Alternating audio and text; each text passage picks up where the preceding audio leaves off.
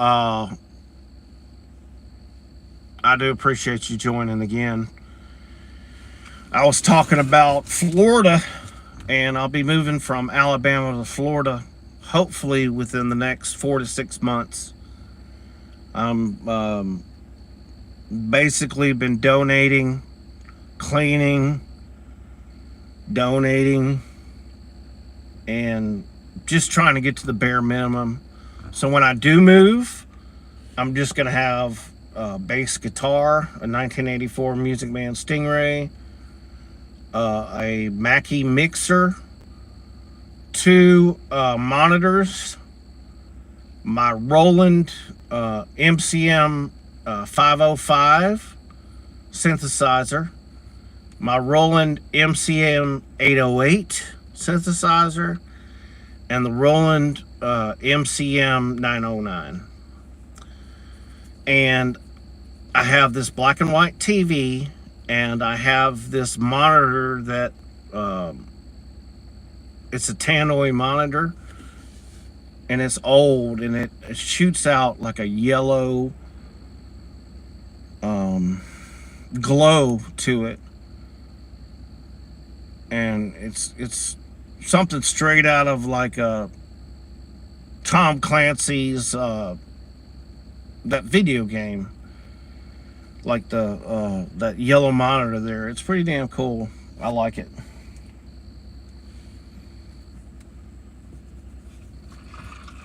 You gotta try some of this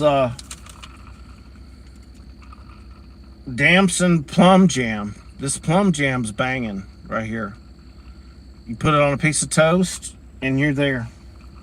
I normally don't like plum jam, but it's sweeter and it's got a little bit of heat to it.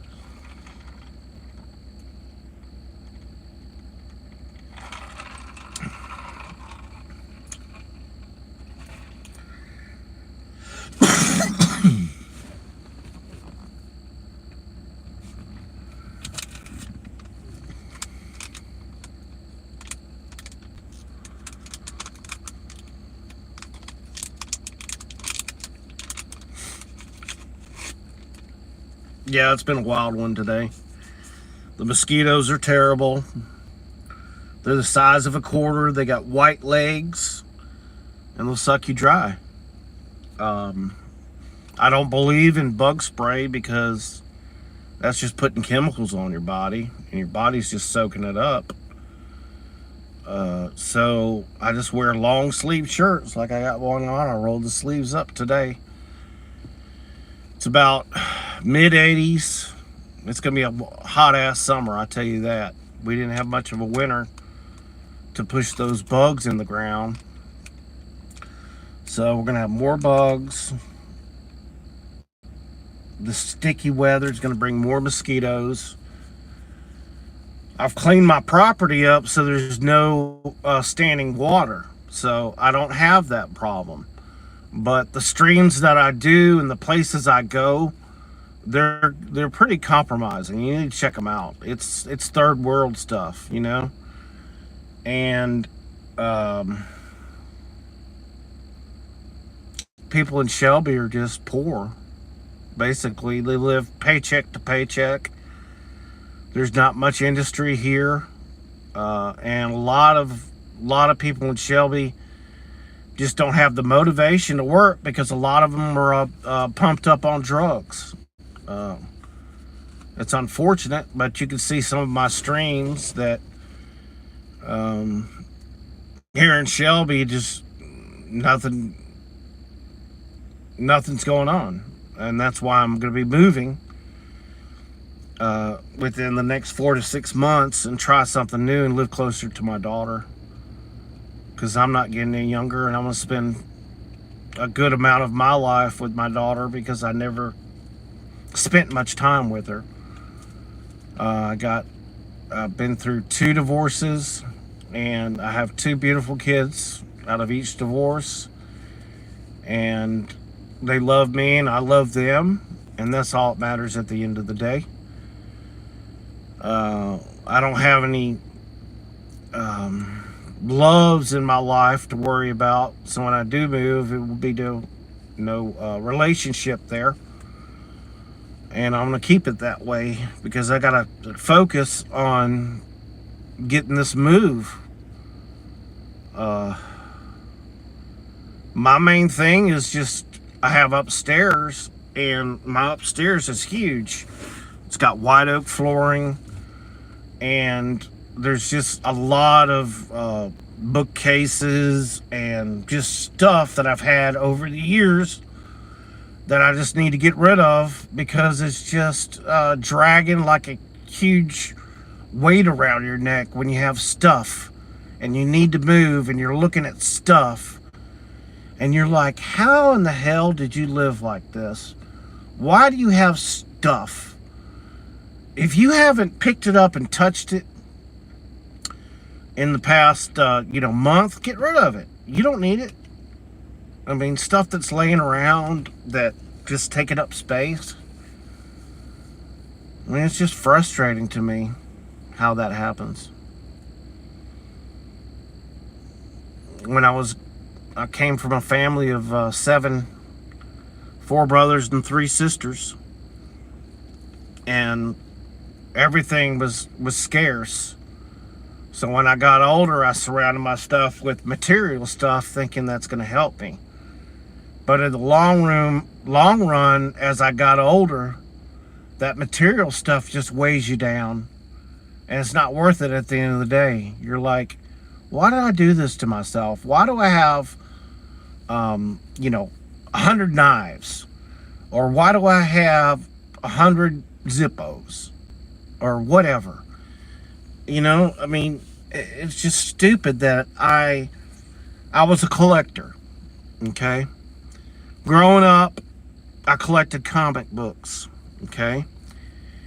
And I did that all the way till I was 50 years old. I collected comic books for over, 30 something years.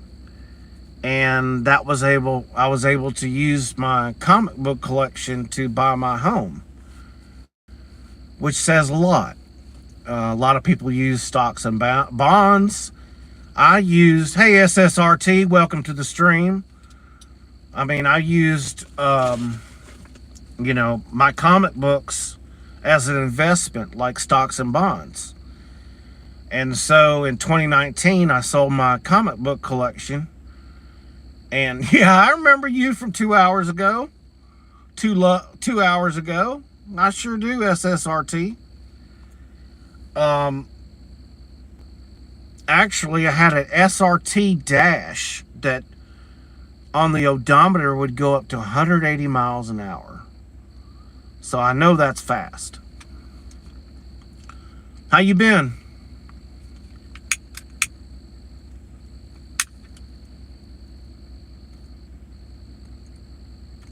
How you been, SSRT? You doing all right, brother? Yeah, just another sleepy day in Shelby, Alabama.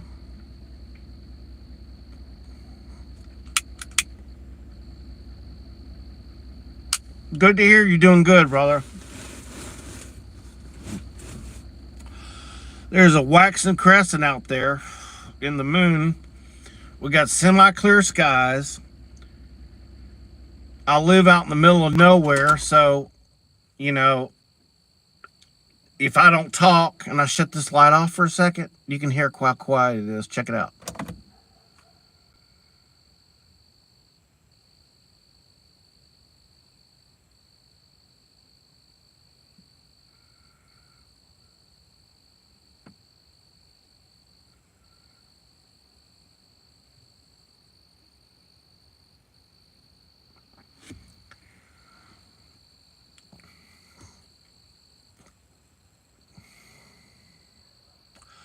It's so quiet out here.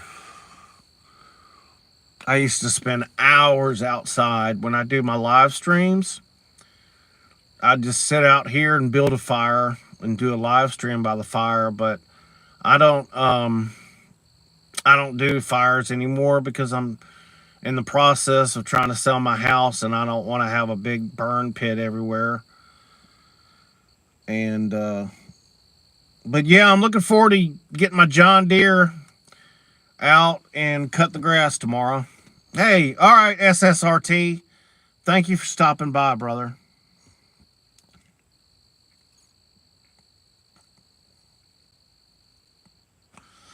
I appreciate that. No, it's all right, man. I know you got shit to do.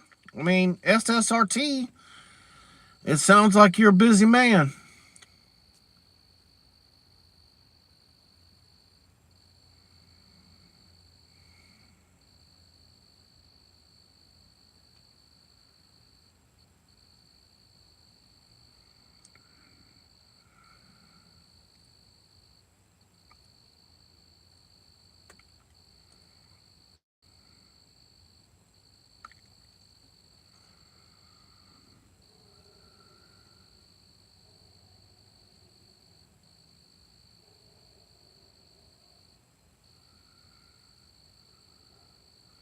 Yeah, if you got some time handy, check out some of my shorts I did today.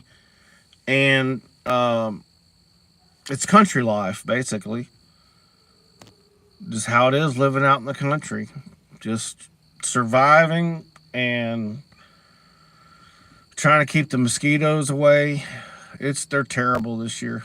I mean, straight up standing water. They're hatching eggs. And the mosquitoes are the size of a quarter. They'll suck you dry. So I've been wearing long sleeves. But I can't wear long sleeves all summer. I don't like bug spray. Bug spray just goes putting chemicals on your skin and rubbing them in. You know, no wonder people have so many problems with, headaches and irritations and stuff like that. The only thing I know that's good is Avon Skin So Soft, which works.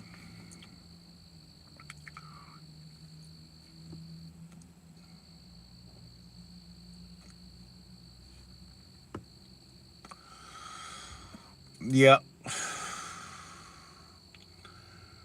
I haven't figured out the key to life. Once you know, tell me. Tell me if you know the key to life. It's love and happiness, I think. But you got to have true love. I don't know what true love is. Back in the day, I've been married twice and I've been in love. But as I'm an older person, it's harder to give that time to someone else and share that time with them because I'm selfish. I don't, it's hard for me to give time to a woman. It just seems that when you get older, you put your priorities in line.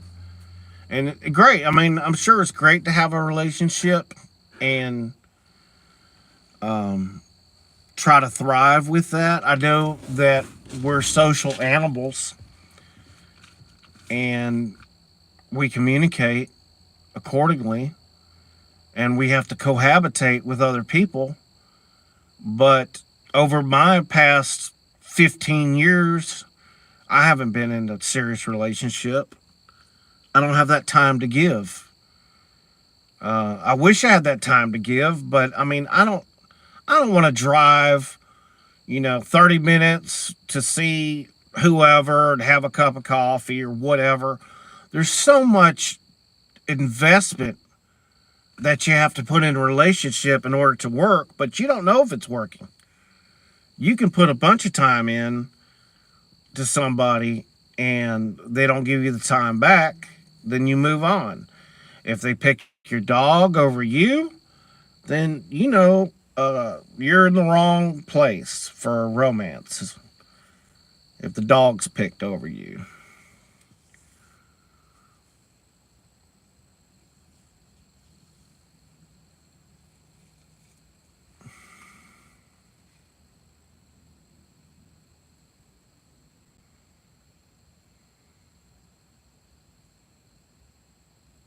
But yeah, I'm feeling it.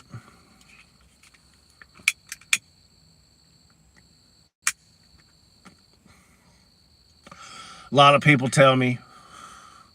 I also, or my chat today, had a lady from United Kingdom reach out to me, and she says, "How do you think Trump's doing?" Well, here's my synopsis on that. He's keeping Canada at bay with tariffs. They're paying their fair share, and preventing World War III by trying to keep North Korea stable. They have a nuclear weapon. It could reach America because that's what they want to do. They want to nuke the shit out of us. Just to say they have a nuclear weapon makes them a superpower. I get that. But, it's just crazy that Kim Jong-un, if you look at it the wrong way, he'll kill your whole bloodline off. That means he'll kill you, your cousins, your nephews, your whatever. And so that's why everybody fears them. And they use all their GNP because they don't have much GNP. They don't have anything going out. Them and Russia are in bed together. Okay. They trade whatever. I don't know what the GNP is or what their product is. North Korea, I don't know what it is, but they're starving there.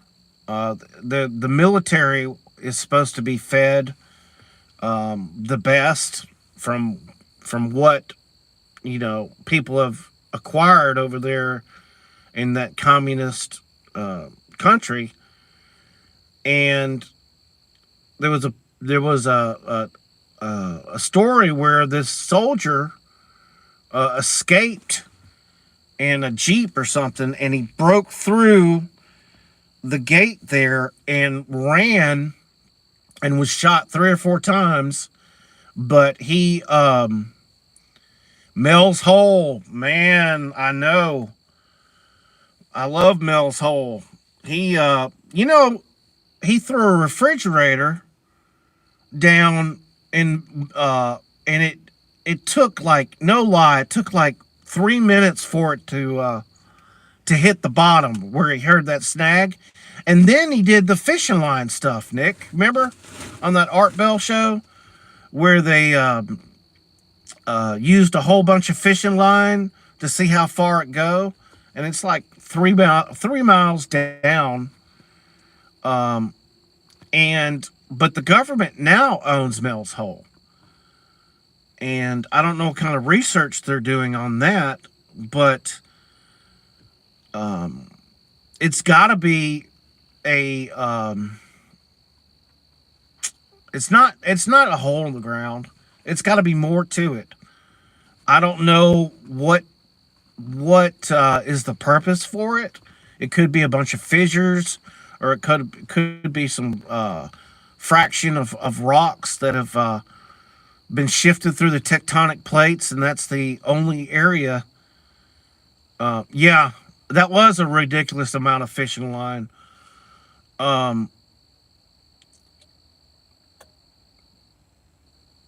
Shout out to my friend Nick and his girlfriend Mallory. Congratulations, Nick, and congratulations on your girlfriend Mallory. I know it's a very beautiful thing to have someone in your life that you share time with, because time, you can't make up time. You can't. And so the time that you're spending with Mallory is good times. And it should be nothing but good times. I know some people have their ins and outs. Like, I've been married twice. I'm a handful. But Nick, congratulations on your girlfriend Mallory. How long y'all been going out?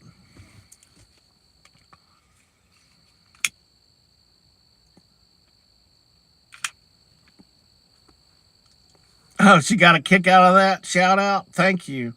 Well, you're the best. Oh, 3 years. Congratulations. Um, what does she drive? Does she have like a V6 or V8?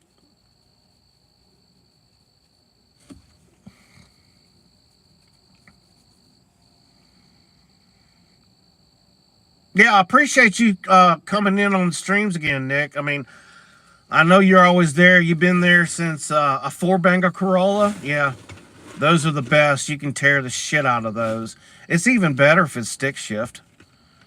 It should have that forever. It gets probably 26 miles a gallon. You know it?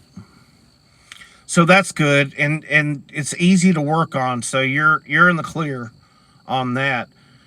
Now, if your girl drove like a Pontiac or a Pontiac Sunbird, what a piece of shit car. Pontiac Sunbird. I've saw more broke down Pontiac Sunbirds in my life than anything else. But yeah, have you been watching any streams out there? Is there anything good out there, Nick, that you can turn me on to? You used to be a Pontiac tech. Yeah, I'm so sorry for you. Poor old, you know what Pontiac stands for, don't you? Poor old thinks it's a Cadillac. That's what Pontiac is. And you're still going to be turning wrenches. You can take a Pontiac apart with a 10 millimeter. All you need is a 10 millimeter in your back pocket. And you got that car apart. You know it? And if you ever run that car hot, those aluminum heads on it will warp and they'll never be the same. That goes with any car today. You get it hot once and it's going to warp the head and you're going to have a hard time. You're going to be blowing head gaskets and your power in your motor is not going to be the same. You'll have a little bit of water in your oil mixed in. You haven't seen any good streams lately? Damn, I need to be turned on to something. I need to be turned on to something new, man. I'm looking to turn on something new. I don't know what, but I don't know. I wish. Come on, you know something out there. I mean, there's some. What is any good Art Bell streams anywhere? I know Reset Syndrome. He reached out to me today, and you got a 2007 Classic Silverado that has been overheated a dozen times and acts like nothing has ever happened to it. Well, that is that's not bad because it's an 07. So they at least mixed a little bit of metal, a little bit of steel with the aluminum there. Maybe you can put a magnet up to the hood and it like one of those flashlights and it'll stick to it. But if you do it with any other car today, it's not going to happen. That magnetic flashlight won't stay there and it's just riding around in a soda pop can. Yeah. Reset used to do a lot of streams and he got a strike for something. I forgot. But he had the goods, man. That's how I did a lot of my streams. I would boost off his stream that he did, and I would do a stream the next day because there wouldn't be any commercials in those streams. You know how you click on there and it's been up there for a week or two? You get, my God, you get a advertisement every 2 or 3 minutes or some bullshit like it. And I would have to, yeah, y'all were back to back streaming. Hell yeah, we were. I mean, we're getting it. We're getting that art bell. But I know my art bell is still going to be there because it's so bad that everybody complains about it, that they can't hear the sound or they can't hear the feed as well. And I'm kind of glad for it because they don't get struck down, you know. So that gives me a little bit of chance to keep those streams up. There used to be a hack, or if you fast forward to the end of the video, then let it replay, there wouldn't be any commercials. Okay. Well, if your internet's that good to load it and kick it all the way to the corner and you go back, I could see that happen. I need to try that. There is God, what the hell is it? Eyes on, I don't know. They had a lot of UFO sightings on VHS tape that I would rip from this one channel. It was so good. Oh God, I wish I could tell. Eyes on America. No, Eyes on something is the name of the Eyes on Cinema. You're so damn good, Nick. Yes, sir.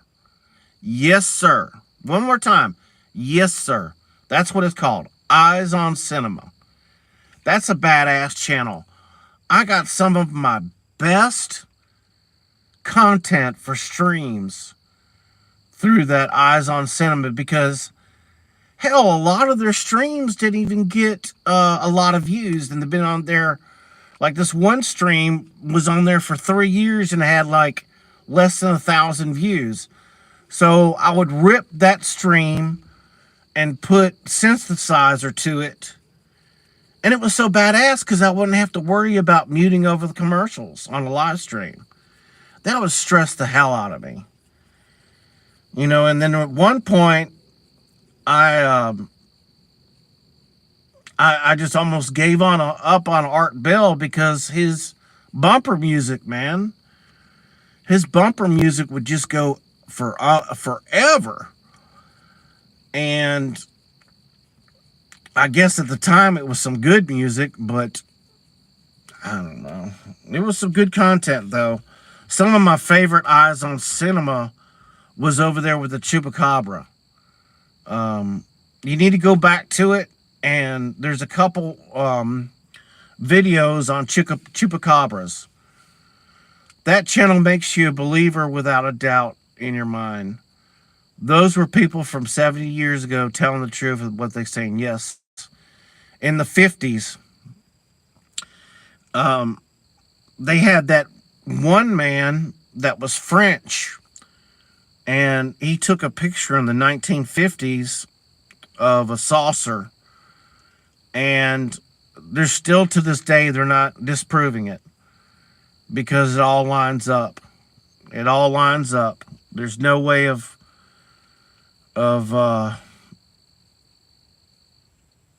mimicking that. I mean, who in the hell back in the 50s would spend their hard-earned money, you know, on film or whatever, just to fool people? You know it? I know the Loch Ness was a stick that floated, and they had the prototype of it.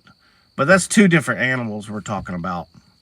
We're talking about monsters, and we're talking about extra entities. They had no reason to lie. And if anything we're scared to talk about, they would be mentally unstable. Yeah.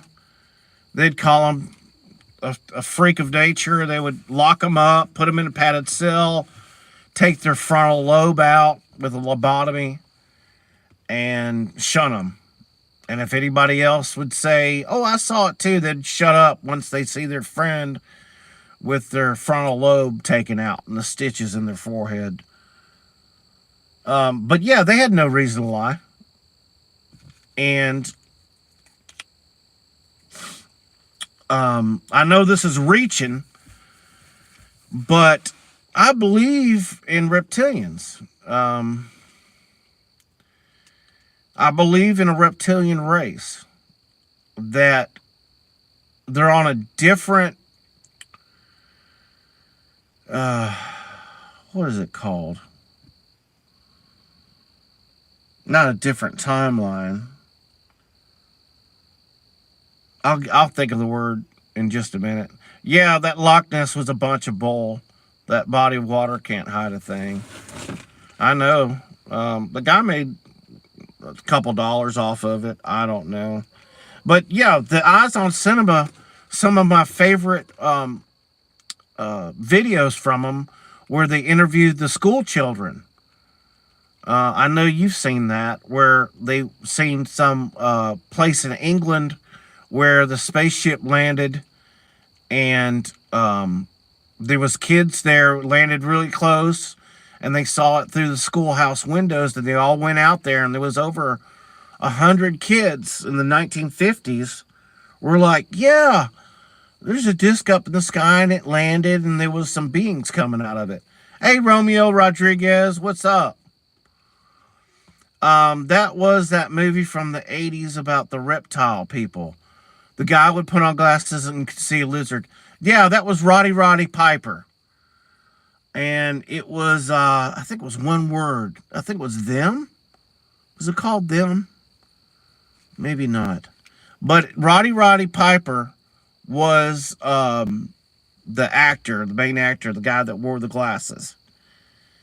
You know, why would Hollywood come up to that if it wasn't true? It's like, you know, Nick, that Hollywood mocks us by making these movies, you know, like Men in Black, or that one that Jim Carrey is in about the world.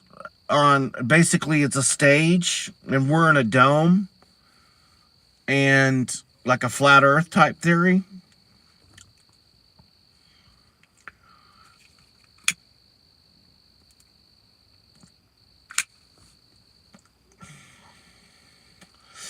Yeah.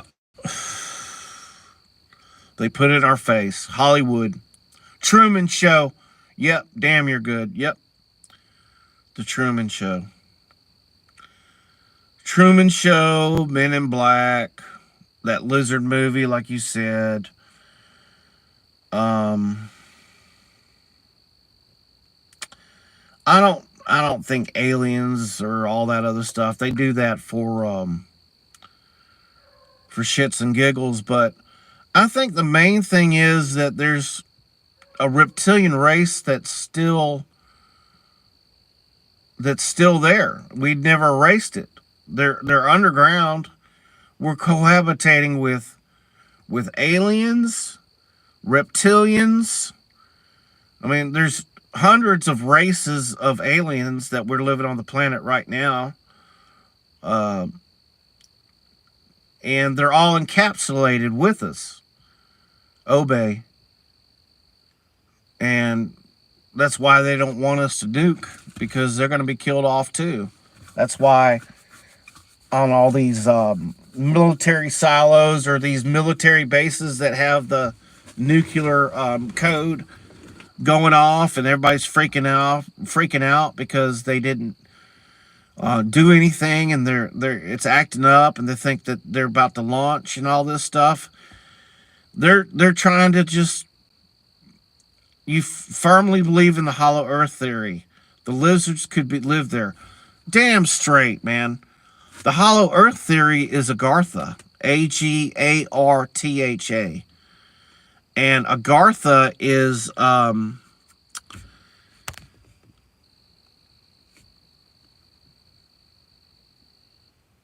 that's just silly.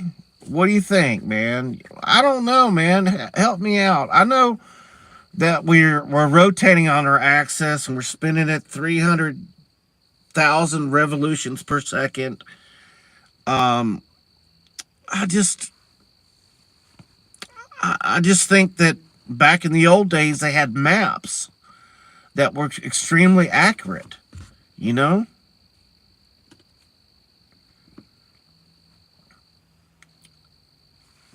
mean, I don't know. I'm still a virgin when it comes to flat Earth.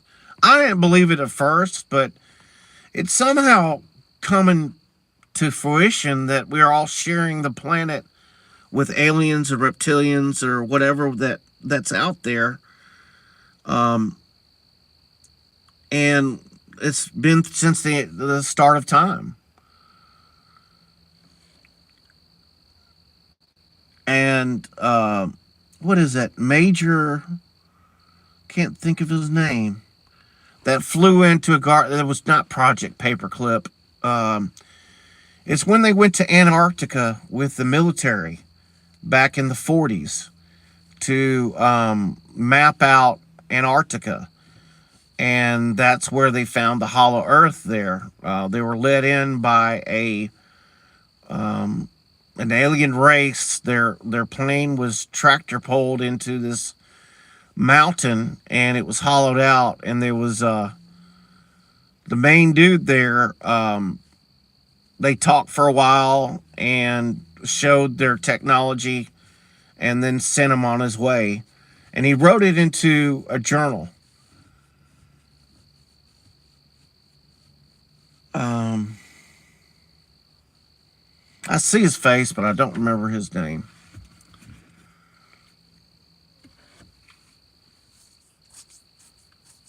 Yeah, but I wish there was some good streams out there. You know it.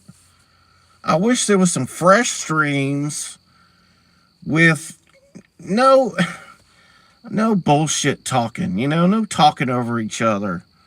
Just let like Maxwell, the man that Robert Maxwell, I believe, he had his hand blown off by a laser from the aliens when he went to Dulce, New Mexico.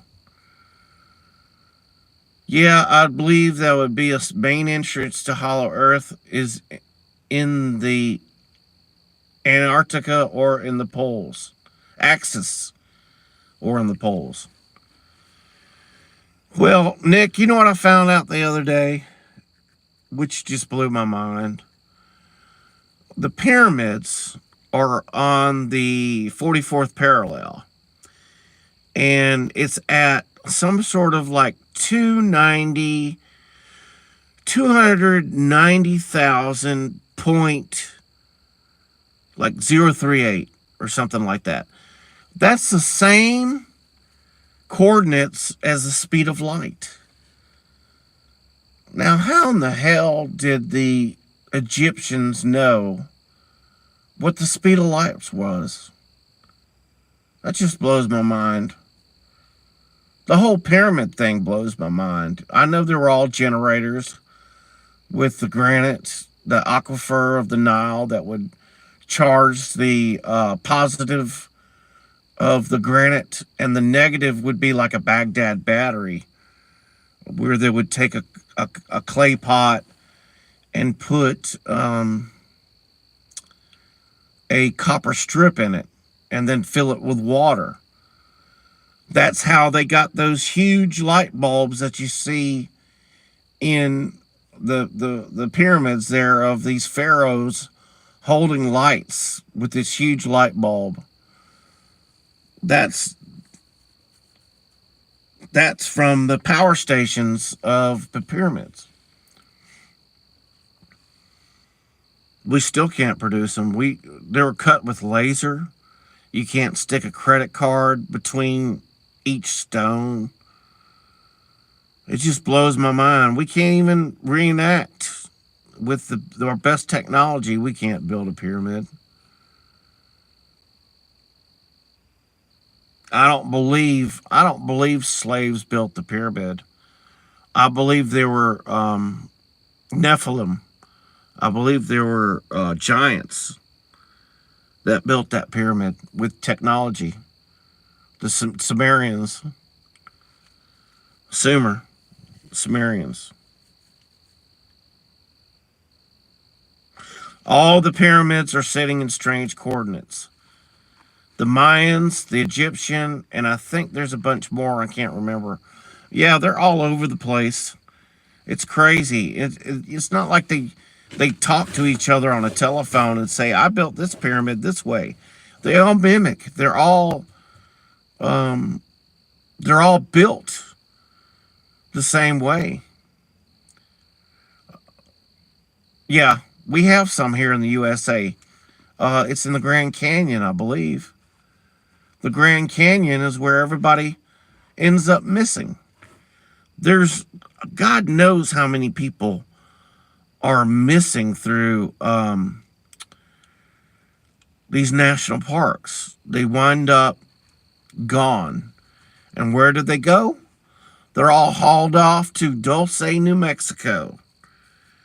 And they're used as food for the aliens or the reptilians in that Dulce, New Mexico. That's where do all the kids go? Well, that was part of the trade-off in the 1950s when they had that OBE dude with the huge head and the long fingers, walking around with Eisenhower. They did a deal where they'd say, "Hey, we need X amount of bodies every year in order for us to thrive and survive." So that's why they like the human flesh, and they use them in those incubators. On level 6, there's a good channel called The Missing Enigma. Talks about missing people in national parks. Yeah, it's also called 411, I believe. 411 missing. And it was just that one guy who spent his whole life tracking missing kids or missing people. Like there was this one story where the family, David Perales, that's right. There was one part where there was this family on a camping trip or in the national park, and they had a son that was like maybe 7 years old or something, just literally right behind them. And they look back, he's no longer there. Gone. And then he winds up in a different part of the park, like I want to say like 300 or 400 miles away, and he was still alive, but there was missing time, and the kid didn't even know what the hell happened. That's just one thing, but I want to say that is there Nephilim living in the Grand Canyon? Are there giants that live deep down in there? I mean, yeah, he didn't even have shoes. Yeah, that's right. Damn, you're plugged in. Nick, we need to do like a co-stream. Like, I don't know how it's done, but once I get my studio up, I need to invite you and we do a live stream together and talk about aliens and talk about reptilians and talk about mysterious universe and how that works. That would be cool. I wanted to do that with Reset Syndrome, but I know he's too busy doing his pinball machines.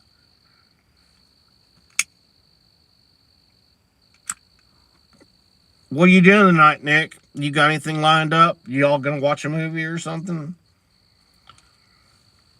Spend a little time together? Burn the midnight lamp?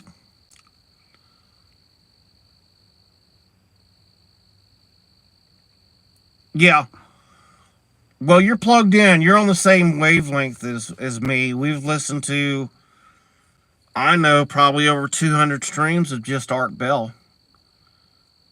I mean, I know you listen to all my streams putting out, and you know my knowledge on the subject. So that would be awesome. It's going to happen I want to give it just about 4 to 6 months. So when I do move, um, we'll be able to do that. I think that'd be cool. Just chilling. I work a shit ton of hours, so this is my downtime.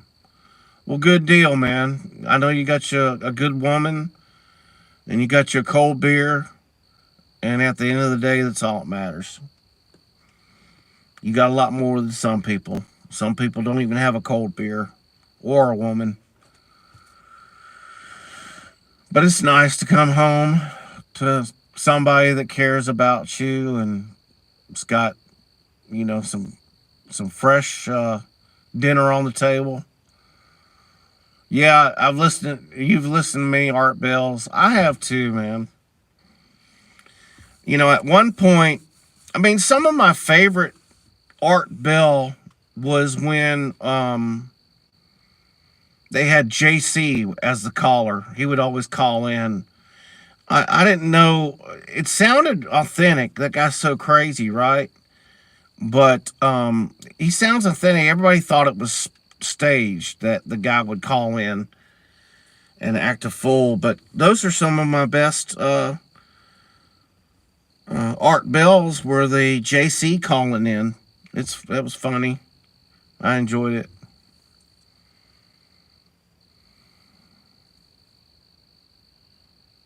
Yeah, listen how quiet it is out here.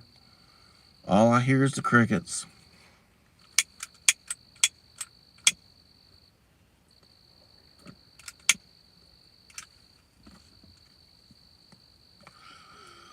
Yeah.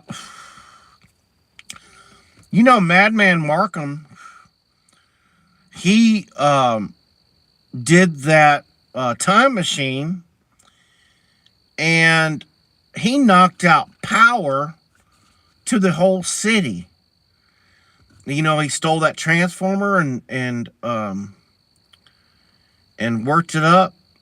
Yeah, that was a believable time machine. And he was missing for quite a while, if I remember.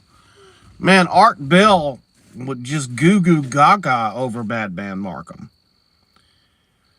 That was some great Art Bell right there. Madman Markham was dialed in. He stole that generator, he stole that transformer, and he powered up what was a time machine. And I think he ended up missing for a couple weeks or a couple years, and then he resurfaced again. But I believe that we can bend time and space. We have the technology of doing it right now. I believe we have a time machine. With CERN and all these atom smashers, the subatomic particles that they compress with that CERN machine. If we have cloaking devices now, the military is 30 years ahead of us with technology, so they can turn it invisible anytime. Yeah, it sucks. Art had to leave us. I think it was an accidental overdose. Double took his prescription meds one night. I think it was more to that. I think he was hopped up on those oxys, and he was crunching those oxys like a trooper, because you could tell when he's on those oxys. He was all pepped up and laughing. And then some of the streams, he was really cranky with his callers. Turn your radio off. Turn your radio off. And he would just freak out. And then I think that the one big thing that pissed me off about that whole Art Bell deal was that his wife, Ramona, put him in the damn ground. He had a fear of being buried. He'd always talk about it on his shows. And he talked about not being buried. And what do you know? He gets the dirt thrown on him. And he has a grave and he's buried. What does that tell you about that Ramona chick? You know what I mean? Um, if my wife, and if I told my wife, hey, I don't want to be buried, or she even listened to his live streams, he's just had a fear of being buried. And what did she do? She put his ass in the ground. And then something happened to her too. I don't know what happened to Ramona, but I'm sure she was an enabler and helped him, get through his day. But I don't know if it was true love or what, man. But she seemed really cold to him just by, shit.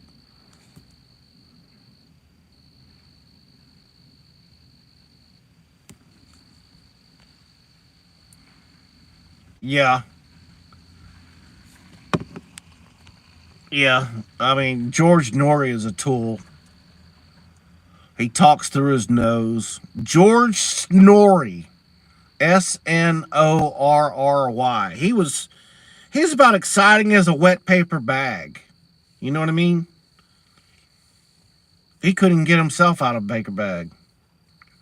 No, that ain't true love. Art would pick up these lady boys in the Philippines. Yeah, Nick, I totally agree with you. I didn't want to say it first, but since you said it, you and I are on the same page. Art was into, I'm sure he was a small, nerdy type guy. I don't know how tall he was, but you know damn well that he couldn't. I don't know why I would go to the Philippines all the time. That would just kind of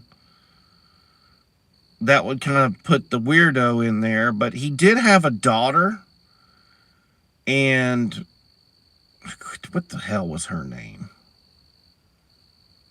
And you talk about cats, but you know damn well that Ramona didn't have a care for him, because he'd always do his streams and always be like, try to be really nice and put Ramona on, and she wouldn't talk or whatever, and he was always trying to incorporate her, but it seems like he was just whipped. He has a son too? I didn't know he had a son. I never heard about that.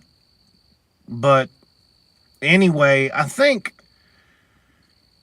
all that pill crunching and ladyboy chasing got caught up to him.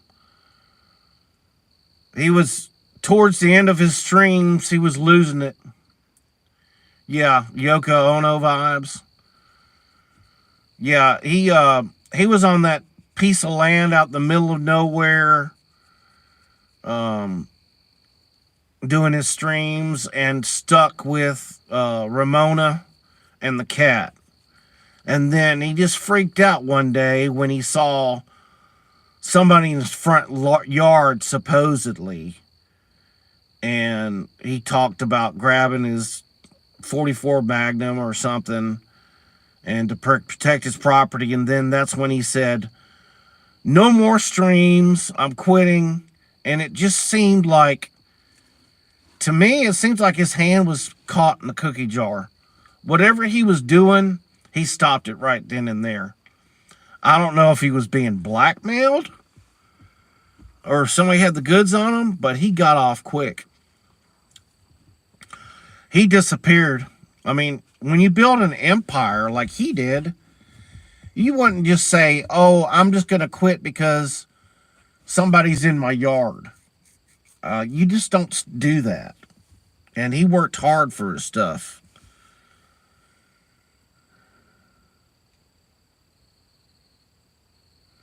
But I'm sure he was a nice guy. He acted tough. He didn't like that that Egyptian archaeologist. Can't think of his name. But he's real popular. Rashid Salid or whatever. They didn't get along. And he made a big deal about it. And then a lot of his callers started calling him out on stuff. But Towards the end, he was probably crunching probably 10 oxys a day. Um, yeah, he was acting too paranoid. Well, he was on those pill crunching. He was feeling good. He had no pain. He'd always talk about his back, but you know damn well back in the 2000, he was pickled. He had access to whatever he wanted. Remember that payphone out in the desert? Yes, I do. Weird, isn't it? That area 51 caller that was calling from a payphone or somewhere, and he had to get off the line because they were tracking him from area 51 caller. That's what it was. And he was trying to spill the beans, and then supposedly something wiped out. And then after he got that area 51 caller, he started getting all this weird mail and stuff. And then he decided not to open up the mail anymore because Ramona was complaining about maybe there's, not anthrax, but maybe there's some poison in the envelopes or something. So he stopped reading fan mail or taking fan mail. But it's a weird one. He built his empire and then he just shut it down after one dude stalking at his yard. I think there's more to it.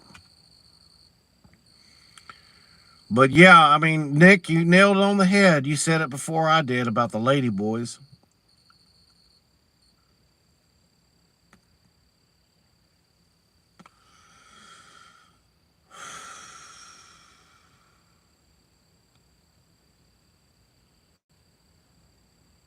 There's a documentary about that payphone. Is it on YouTube? Because I'll check it out once I end this stream. I'll go check that out. Because I'm not familiar.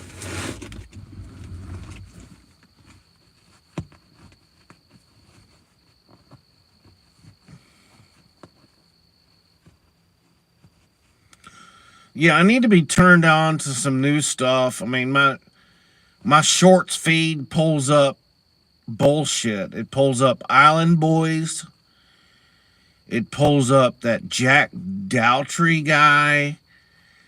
It pulls up Gideon Premium with the child predator type stuff. And it's just a hack job. I don't know why that my feed comes up with the Island Boys. And here I am stuck, have to watch the Island Boys acting a fool. Those poor kids are so lost, man. They're broke now. They got a rap sheet. They're high on pills. They're only like, 21, 22. At the end of the day, I mean, thank God I'm not an island boy. That would be a rough life to walk around in island boy look. How in the hell would you do that to yourself? I mean, I believe in I don't have a tattoo myself. I mean, I was always taught, or I always heard that women shouldn't have tattoos because you don't put a bumper sticker on a Mercedes. You know what I mean?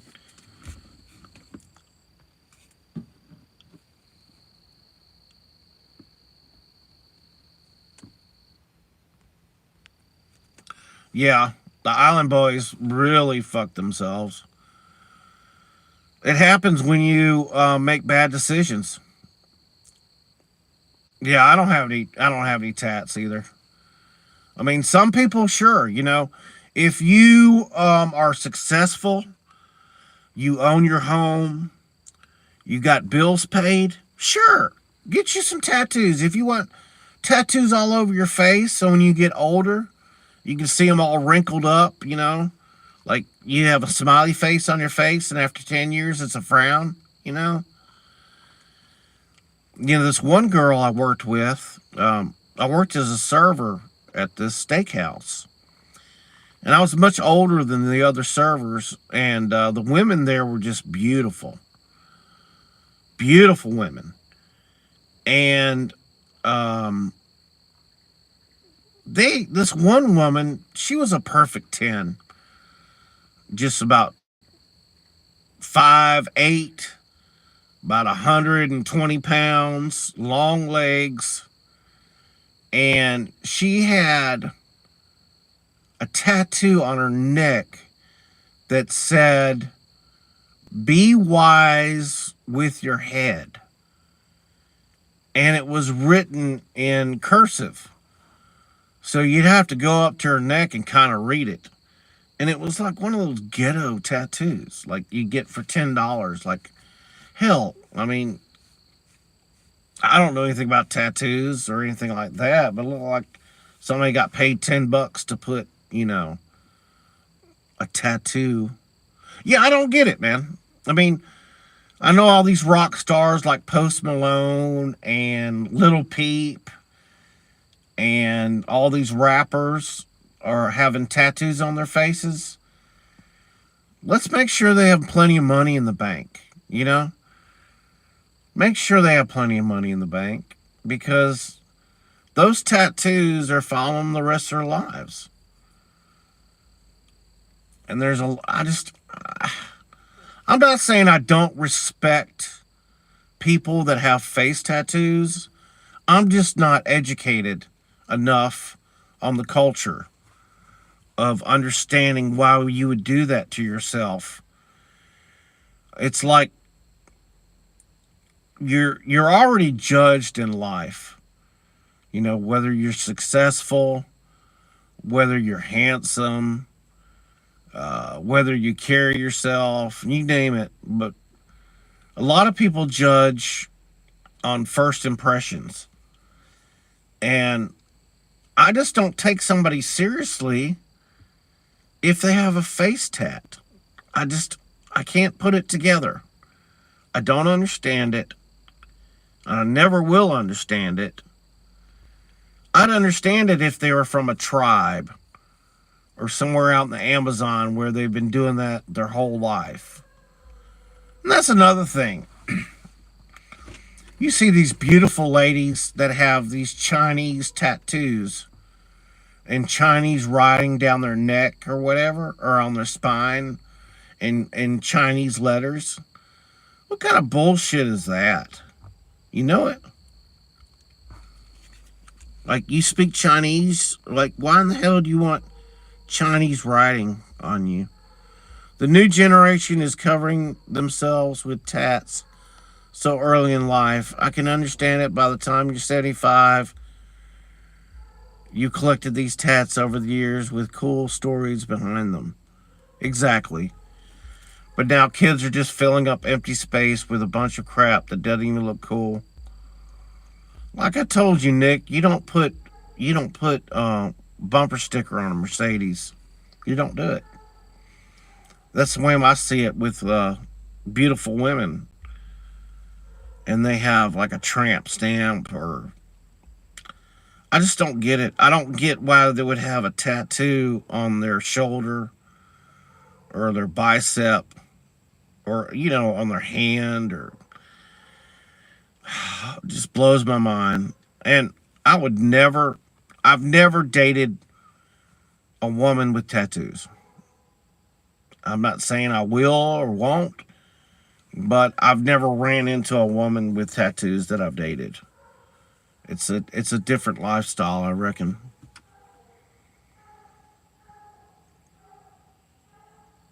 Yeah. It's like putting a tic-tac-toe. I've seen one tattoo. That's for, yeah, like Kanye West's wife. She was beautiful. And then she got some ghetto tattoo on her forehead, right where the hairline is. And I'm like, all right, are you being serious? Is this just one of those temporary tattoos? No. She got that shit engraved in her head, and I don't even know what it says because it's in cursive.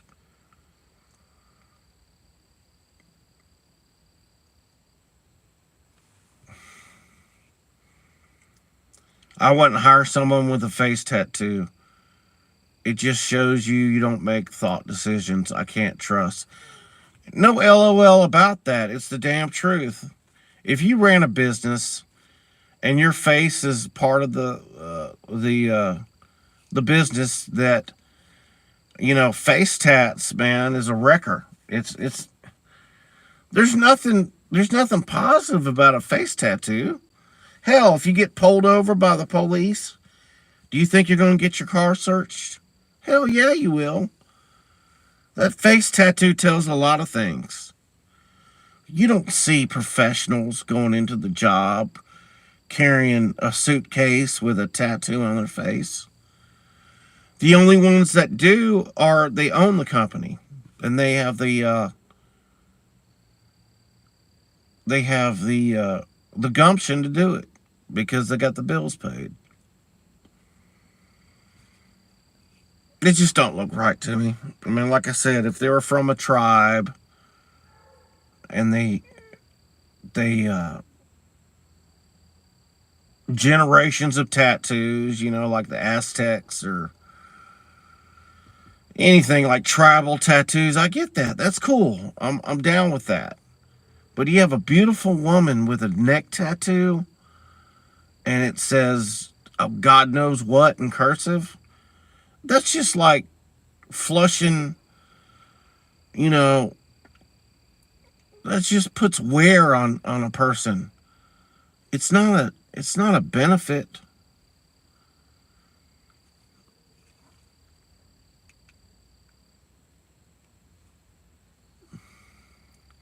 With Charlie Manson had a swastika on his forehead. Yeah, those nose rings that hang down like a bull ring, it looks like a booger. Yeah, and it looks like a just like a bull, like livestock. Hell, even beautiful women are getting branded. They're using liquid nitrogen to compromise the skin and burn it, and that burns through the derma layer, and it causes more problems in a tattoo. And a lot of them have infections, and they regret doing it. Why are you going to brand a beautiful woman? Why are you going to put a brand on her? Well, why is she even let herself do that?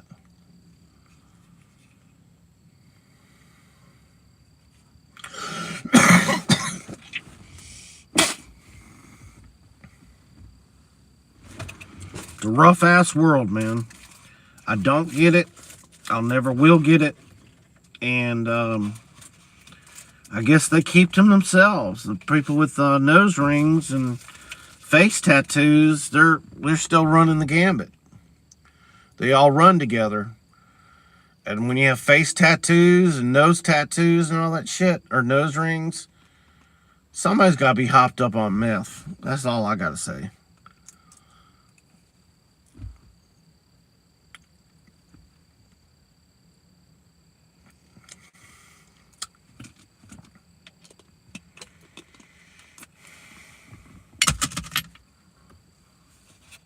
Yeah, we'll definitely down the road, Nick.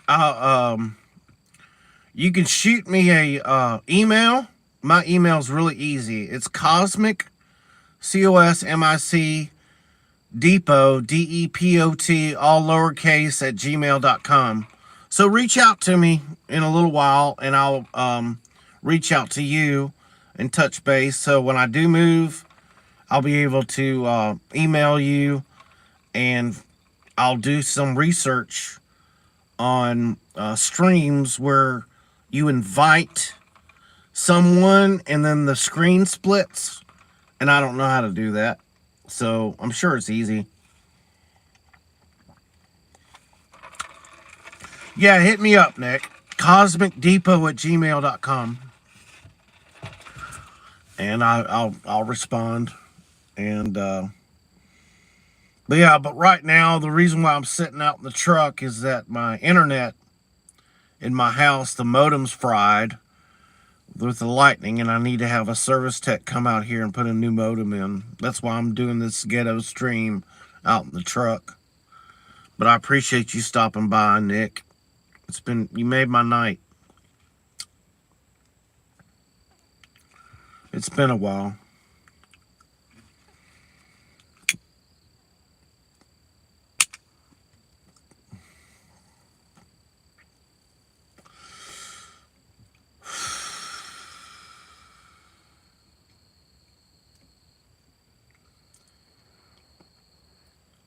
Yeah, please do. I'm doing good, Nick. My channel picked up. I just started doing my channel about 2 weeks ago. I had some time on my hands, or I have time on my hands, and started doing just shorts and some live streams, and they've took off. They've done really well, so I'm looking forward to that. And I'm not making any money on YouTube yet because they have factors that you need to qualify for watch time, and it's going to take a while, but it's going to be closer than you know it. You know how time flies. So, I put a lot of effort into this channel. I did a lot of sacrifices with my Art Bill live streams. It was a lot of work, and I just get 10 views on it, or maybe 12, but I just kept going. And that's what it's all about, is perseverance. And we'll get there. And you'll be with me. When I get there, I always remember my people. You and Reset. There aren't too many Art Bell fans out there, and I came across your I'd say about 4 or more years ago, and has been a fan ever since. Definitely on the same brainwave. Yeah, man, you get it. With my streams, the main reason why I listened to Art Bell was content, and I loved his stuff, but I hated the commercials. And it was so hard trying to find an Art Bell stream that wasn't bombarded with commercials. Like, the Midnight in the Desert and all that stuff off of Midnight in the Desert channel, whatever, Coast to Coast. All that stuff has been just covered up with ads. But I was able to get the raw Art Bell, and I was able to put music to it. And that stays. And I haven't had anything taken down, which has been great. Art Bell content is really hard to find that hadn't been compromised with ads and stuff. And I don't think, if you click on my streams, I don't think I get commercials. Like, if you listen to my streams, I don't think you're bombarded with commercials, which has been great because I'm not popular. And I want my listeners to just enjoy a great stream without being interrupted.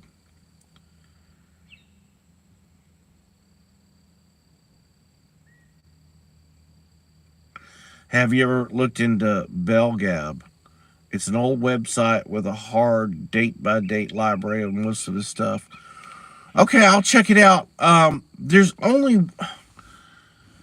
Not the Art Bell final show. There's one show that I don't have, and I can't remember it right now because it's so hard to find. It was on Coast to Coast AM.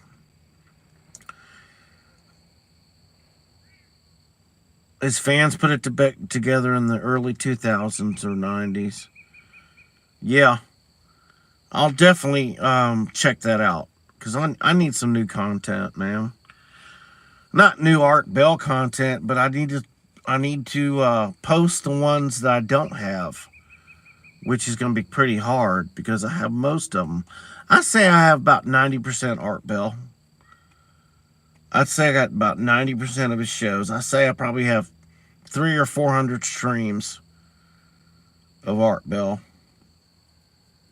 2 or 3 hours, 5 hours. Hell, I used to do a 5 hour stream like no problem. I enjoyed that. I'd clean the house, do laundry, listen to Art Bell. There was nothing better than that.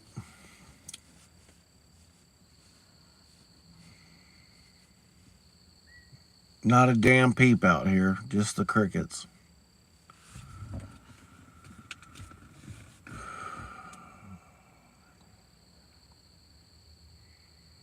Have a glass of sweet tea. I know it's 10 o'clock at night and drinking tea, but I went to my friend's Richard's and he had some in the refrigerator.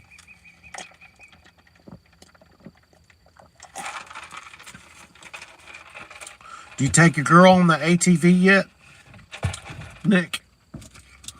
Did you put her on the back there and go for a ride? Does it have a gun case on the side of it? Or a bow case?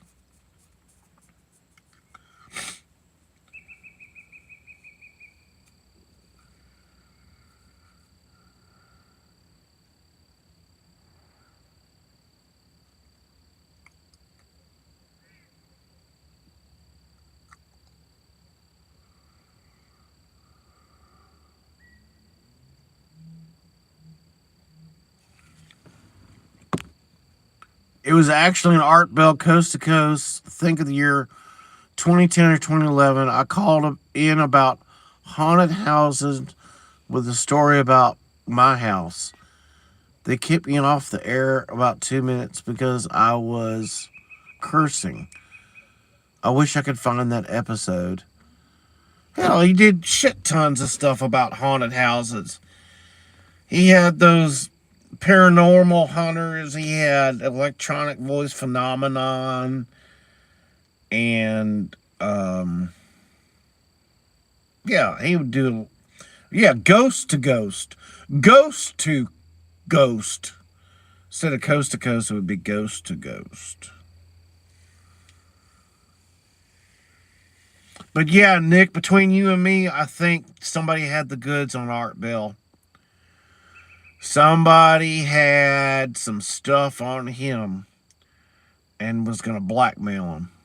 I don't know why I know this, but he dropped out too quick for anything to make sense. He lived out in the middle of nowhere, all fenced in like a compound, and he saw somebody out in the yard, supposedly, and freaked out and stopped all his streams. That does not make any sense to me. Unless he was paranoid after taking those oxys all the time. Yeah. Damn straight somebody had something on him. He wasn't the best looking guy. And he had that look, you know what I mean? Like, I'm not saying the pedo look, but he was definitely into some younger stuff. I mean, why would he go to the Philippines all the time? You just don't do that. I mean, I'm sure he liked the culture and I think he had 2 wives. He picked up Ramona, and I don't know if it was true love or what. I don't know if she needed a visa or whatever, but couldn't he score an American woman if he wanted? Yeah, that Willie damn straight, man. It doesn't add up.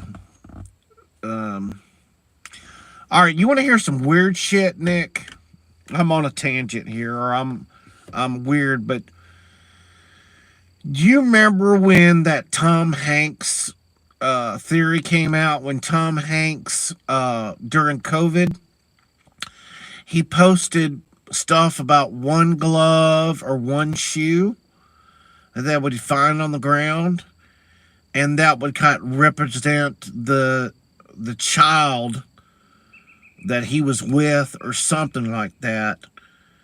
But yeah, Tom Hanks is a huge pedophile, and that's why you don't see him anymore. He moved to Greece, and with his wife, and they're living it up in Greece.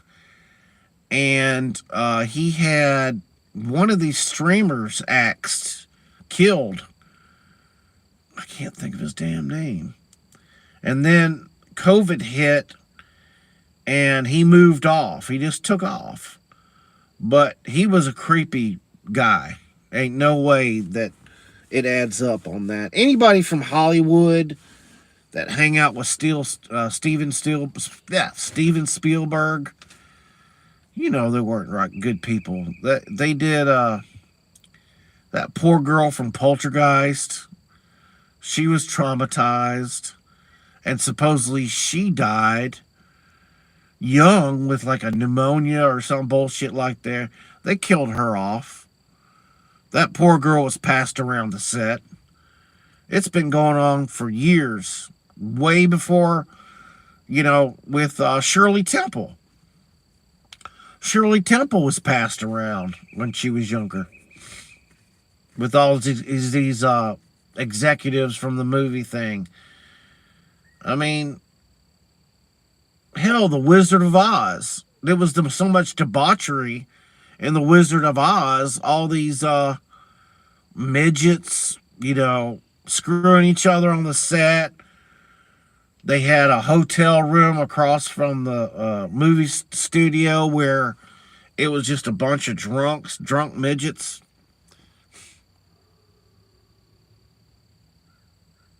I don't know. I mean, I've seen a midget maybe 4 or 5 times in my life. It's. I don't know if they go in hiding or what, but I just don't see a lot of midgets.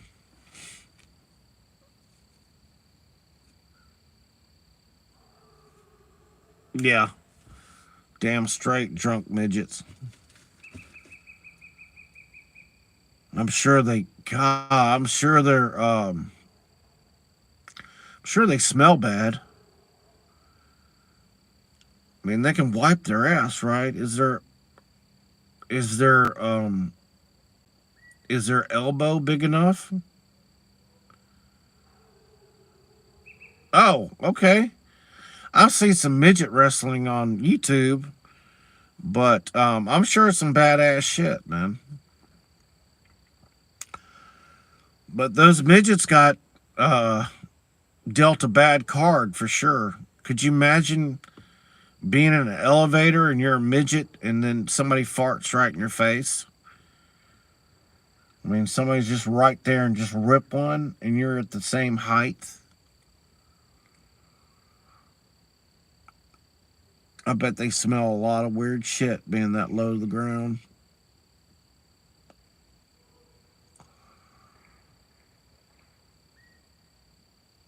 Micro midget wrestling. Okay, I'm gonna just check that out after the stream.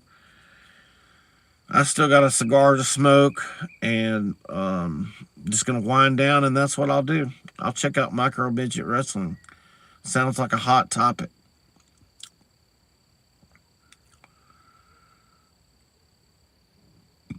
But yeah, I think their elbow or something about their elbow, they can't bend it all the way. It's like straight. So I think they have difficulty wiping their ass because it's like at an angle. I mean, hell, even getting on a toilet. Could you imagine going to Taco Bell and being a midget and you just whiff down a bean burrito and a couple soft tacos, and then you had Taco Bell ringing and you had to go to the damn toilet, but the toilet's too high? What do you do, shit on yourself? I mean, you can't. That's why you don't see midgets. Exactly. You don't see midgets out in public because it's not easy access to toilets. Their toilets are too tall.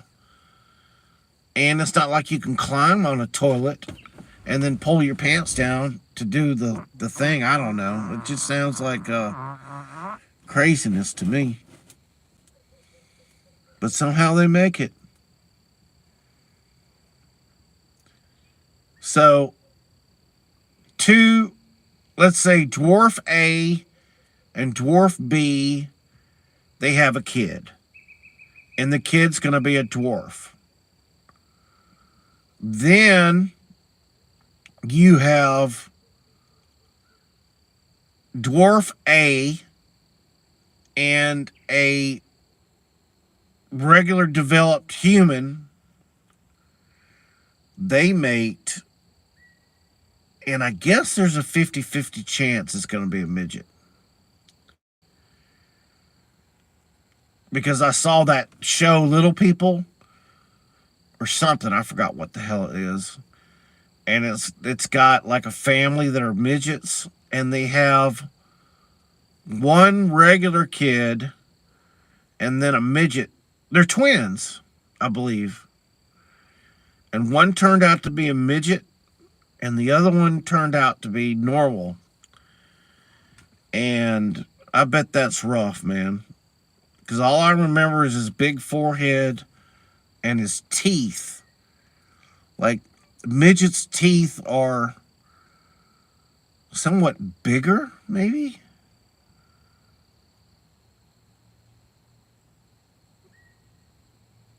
And they have a lot to prove, too.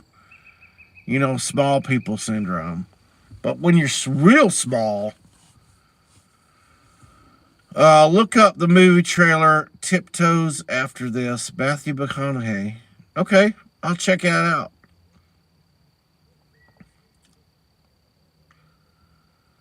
Is that where you're going to take your girl? It's the scenario about you're talking about. Oh, okay. Okay, so it does make sense.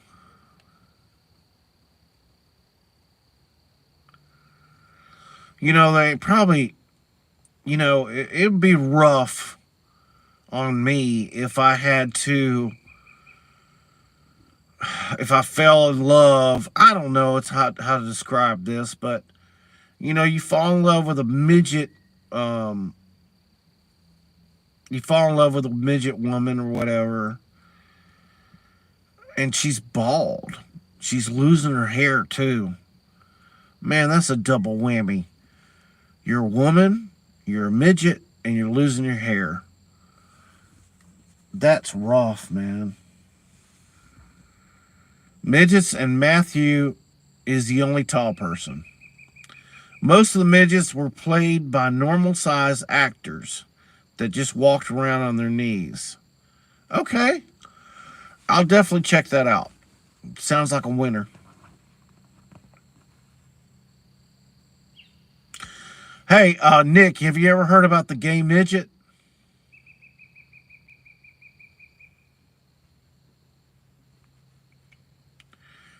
Yeah, the gay midget just came out of the cupboard. Instead of coming out of the closet, he came out of the cupboard. It's a joke. I hope you get it. The gay midget came out of the cupboard instead of the closet.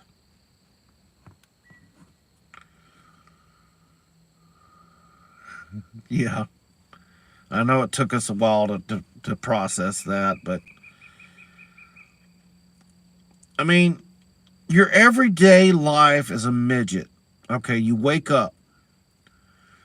You got to bring a stool with you everywhere, a step chair. Okay. Then you got to figure out what's going on with that frontal lobe because they have a larger head. And I'm sure that head weighs like the elephant man's head. I'm sure it's got weight to it. So they got to prop their head up when they're sleeping. I don't know how they reproduce or what's the best way for a midget to reproduce. I don't know if it's missionary or behind the back door or if it really makes sense or if it really matters. I would probably say the missionary position would be best for midgets because nobody is standing up, you know.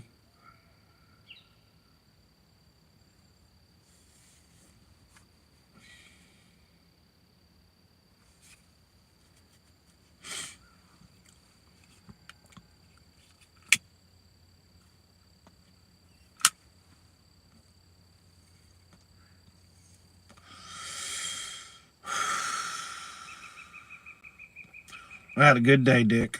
I sure did. Yeah, you touched base this afternoon.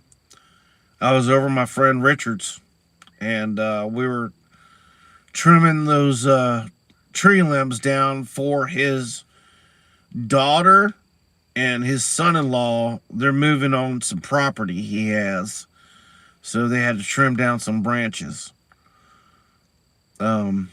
Anyway, that Little People Big World show was the trip back in the day. The dad was like a crazy drunk. Yeah, but he had bank. He had that farm, and he'd always cruise around in that little Easy Go, and he'd have a whole bunch of toys there, a little ATV or whatever. But yeah, he was a crazy drunk. Yeah, you have to be in Trump. I can't even say it. You have to work your own job or be your own boss right now. You can't serve two masters. If you have dwarf syndrome, you got to be a success, because at the end of the day, who's going to give a shit if you can reach the toilet? You got to make enough bank. You got to make enough bank for you to clear that toilet if you're a midget. Like I gave the example earlier. You go to Taco Bell, and you're having one of those hard come-ons after Taco Bell that you're about to come loose, and you run to the toilet. Well, being a midget, you have to, I'm not saying run twice as fast because they have little legs, but you got to clear that bowl. And that bowl is probably all the way up to their belly button. So they got to clear it. I don't know if they hop up on there or what. And then you have to reach for the toilet paper. Yeah. You have to run and jump to the toilet. Man, that would be rough, dude. You can't enjoy yourself. I mean, you always have to worry about taking a shit somewhere out in public. That's why you don't see midgets out in public. They got to use their hands to climb on the Taco Bell toilet. Yeah, like I said, I've maybe seen 4 or 5 midgets in my lifetime. It's like a Chinaman pumping gas. I've never seen a Chinaman pump gas. And I'm 54 years old and still haven't seen it. Have you ever seen a Chinese person pump gas? Male or female? I've never seen it. I don't know. I don't know how they get gas in their car. Oh, that's another thing. Midget trying to put gas in the car. He's going to be huffing all those fumes. He's going to be straight on fume central.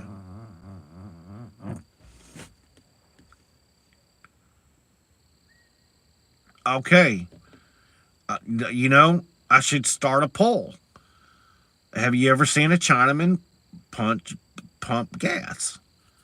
And I guarantee it'll probably be 80-20.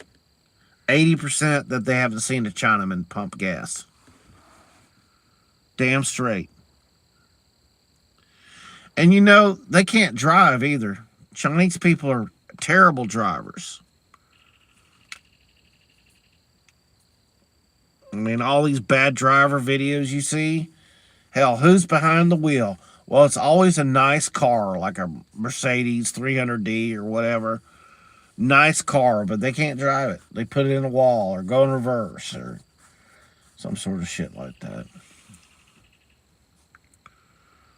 But yeah, let me know. Reach out to me when you see a Chinaman pump gas.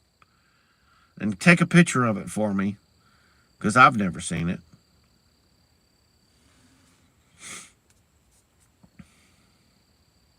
I like Chinese food. And there's a Chinese restaurant here, so I should see a Chinaman pump gas, because there's Chinese restaurants. Yeah, they build a heck of a reliable car probably because they know they're going to crash the fuck out of it. Yeah.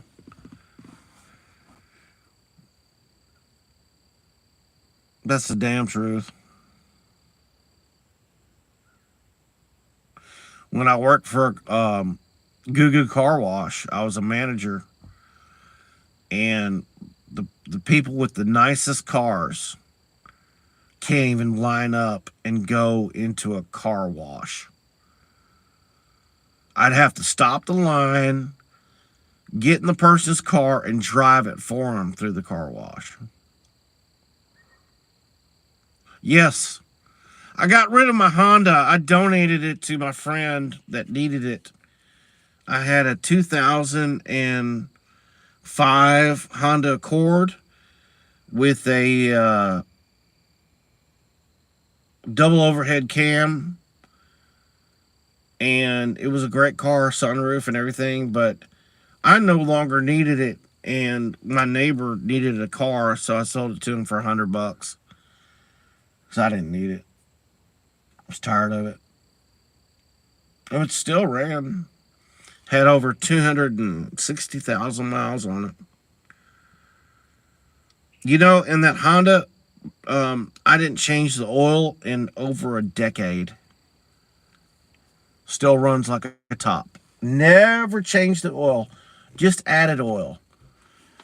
My 2015 Ford truck that I have with a I believe it's a 5.2 liter Coyote motor in there. It was the last year they had the Coyote motor, and I haven't had an oil change since I owned it, and I've owned this truck for 2.5 years. All I added was Lucas oil treatment. Oh, excuse me, Lucas oil treatment to it. That's it. There's no ticks. There's no miss. There's no shit coming out the tailpipe. I think changing oil is unnecessary for the money. Hell, getting an oil change is $70 now. $70. Yeah. My Coyote motor is badass, dude. I can go and it's like one of those Lightnings, that Ford Lightning that came out in 1994. It'll get up and go. It'll pull. I've pulled a lot of good stuff with it, and I've hauled gravel, and it doesn't skip a beat. I'm a Ford man, so I've always liked Ford. I wish I still had my 1996 Bronco, but I wrecked it. I totaled that thing. I totaled it back when I was probably 20 years ago. I almost died. I've chipped teeth through it, and I broke ribs. My hand was smashed. All that stuff. Yeah, 5.0, 2003 Mustang. It was a V6 or V8.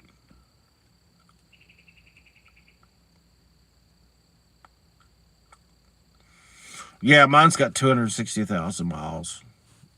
That's a good truck right there. That's still when they use steel on the truck. My truck is no steel; it's aluminum. Hell, a magnet won't even stick to the hood.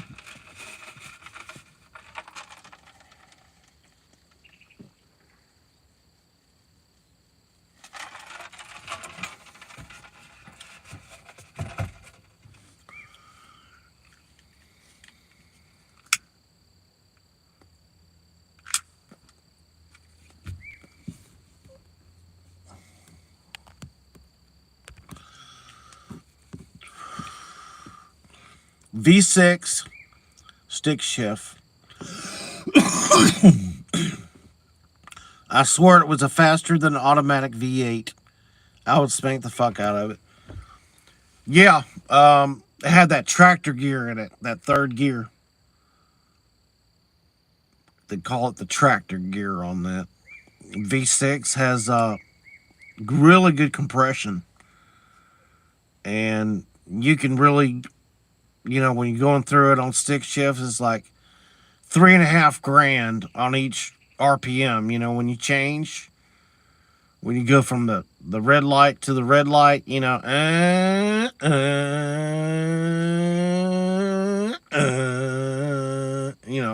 third gear is the tractor gear. I miss my stick shift. I had a 1986 Toyota Supra, badass, stick shift, leather interior, sway backs, sunroof. Enjoyed it. Drove it until the chunk went out, where the bearings in the chunk seized up the back end. I could have swapped the rear end and got another one, but it was so hard to find that part, so I just ended up selling it.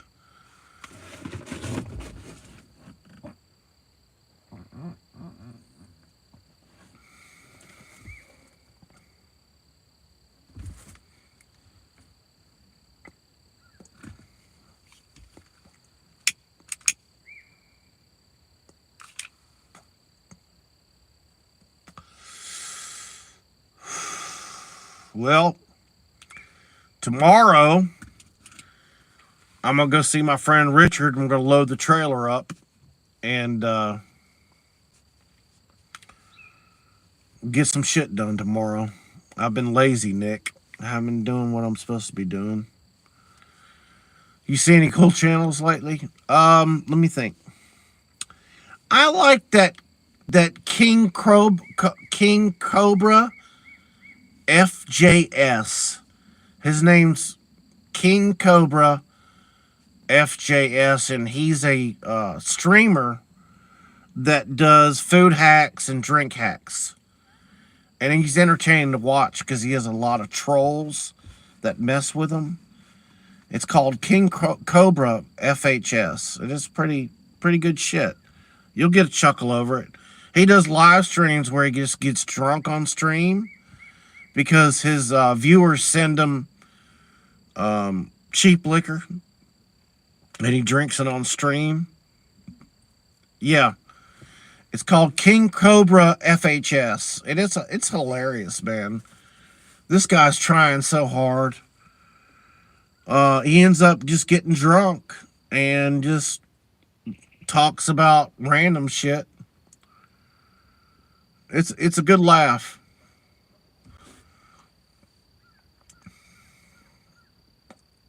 The other stuff that I've seen is all that from the feed. So I'm getting that Island Boys feed. I'm getting that Jack Doherty feed. The Fauzi feed. The Vitali feed. All those streamers. The Neon. All those type streamers.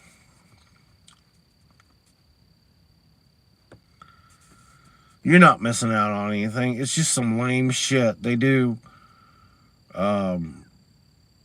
stupid shit. That one guy, Vitali, he's a streamer that was on Kick for a while. That Aiden Ross's channel. And he got himself in trouble in the Philippines by going over there and doing stupid shit on videos, like stealing a security guard's hat,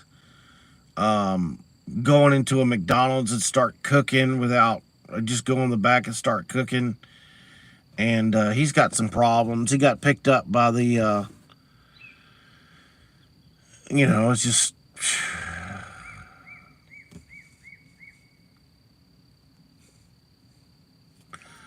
There's a good channel called Lucky Spade.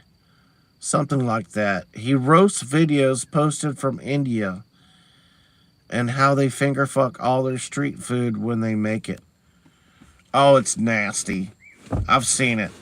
I've seen the guy sitting on a ceramic block, one of those ceramic blocks, the gray ones, and he's got like a hibachi type shit going on.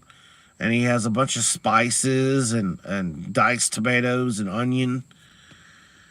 And I don't know what they're using for meat. They never say, but he just grabs it with his bare hand and puts it in the oil. His whole hand and everything. It's not even burning them. Like he's been doing it since a kid.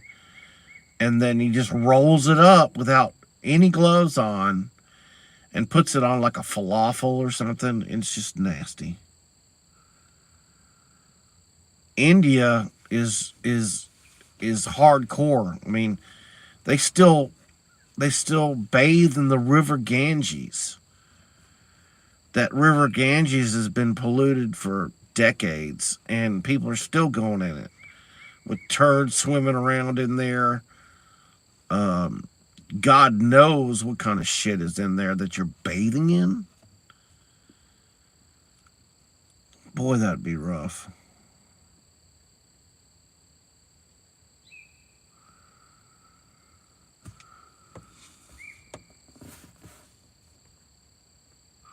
Have you ever gone into a gas station bathroom and seen a styrofoam cup jammed under the sink, burning the pipes? It is the poop water cup Indians use to wash their ass with their hand. Yeah, they they use their hand, and they just go up in there and just grab a, after they pinch off a loaf or whatever, they take their whole hand and dig it in. I just don't get it. Just nasty. Last time I went on an airplane flight, a long time ago, I got stuck between two Indians with the red dot on their head, and you can just smell the curry coming off their skin. It was nasty smelling. All right, it's in almost every gas station bathroom. Seriously, look next time. Okay, I will. First time I ever heard this.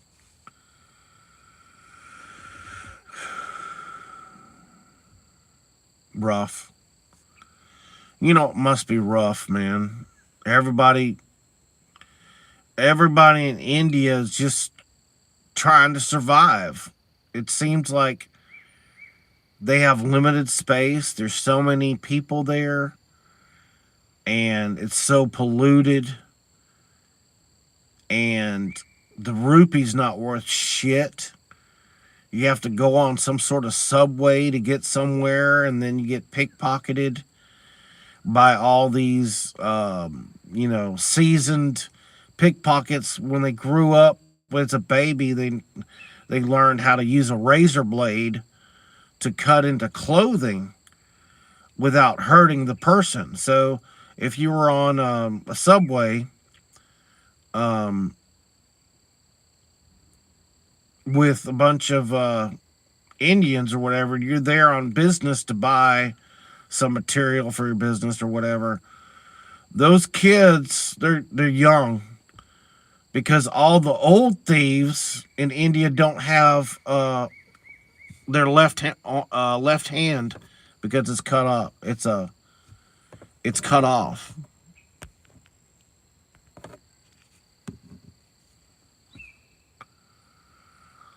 My God, but they have a belief where the cow is sacred, so when a cow dies, they bury it like they would a person. And they don't eat cow. So I guess they eat a lot of goat meat or lamb. I don't know what they eat. I guess curry, lots of curry. I have some subscribers that are from India, and they chime in from time, but I don't know what they're saying.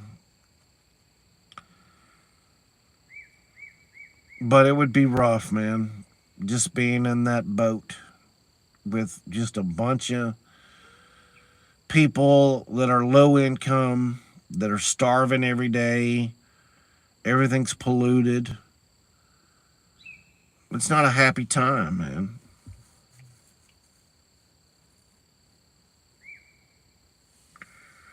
Yeah. Yeah, Nick. My mind goes all over the place. That's why I do these live streams. I just started doing this. I'll be inside behind like a something next time when I get my internet fixed. But right now I'm just kind of venting. You know, I got you on the other line. I would have ended my stream a long time ago if you didn't show up. Because I'd just be talking to myself, I reckon. But you get me, and I get you, so that all matters at the end of the day. Just stay true to yourself and to your girl, and you'll be A-okay. Everything else is copacetic. Make sure you got plenty of gas in your vehicles, because things can change. I always have at least a half a tank at all times. Yeah, there's a bunch of gross countries out there. I mean, hell, those Germans are pretty nasty. They do some nasty, weird shit. The French, I'm sure they smell bad too.